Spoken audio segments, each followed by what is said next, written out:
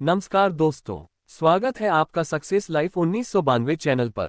आज हम बात करेंगे एक ऐसे वैज्ञानिक की जिन्होंने भारत को अंतरिक्ष की ऊंचाइयों तक पहुंचाने की नींव रखी।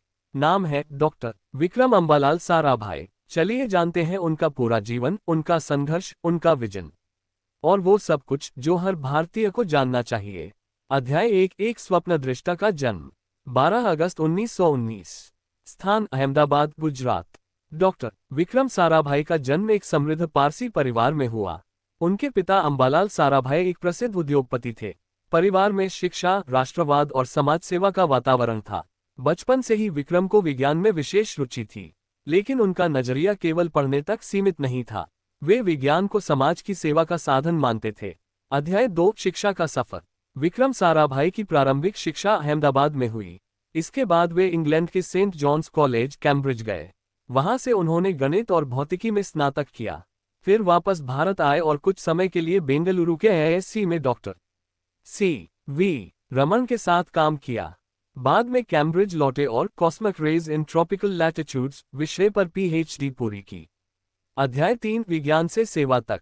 भारत लौटते ही उन्होंने 1947 में फिजिकल रिसर्च लैबोरेटरी (पीआरएल) की स्थापना की। इसे भारतीय अंतरिक्ष अनुसंधान का पालना भी कहा जाता है।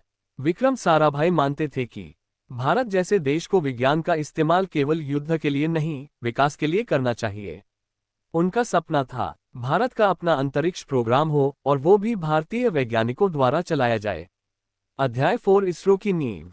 1962 में विक्रम साराभाई ने INCOSPAR नामक संस्था की स्थापना की।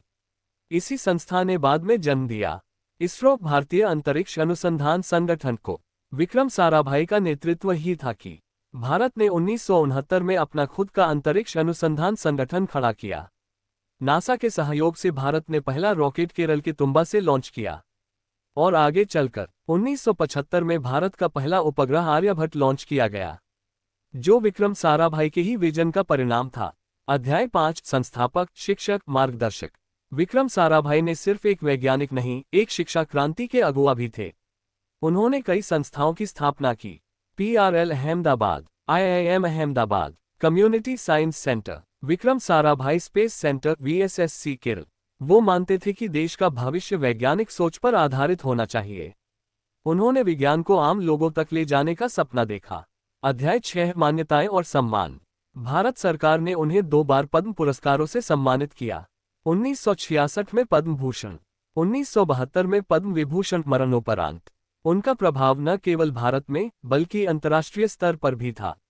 अध्याय 7 एक रहस्यमयी अंत। 30 दिसंबर 1971 को केरल के कोवलम में डॉक्टर साराभाई का अचानक निधन हो गया। कुछ लोग इसे सामान्य मृत्यु मानते हैं तो कुछ इसे रहस्यमयी मानते हैं, क्योंकि वे भारत के परमाणु और अंतरिक्ष कार्यक्रम में बहुत महत्वपूर्ण भूमिका निभा रहे थे।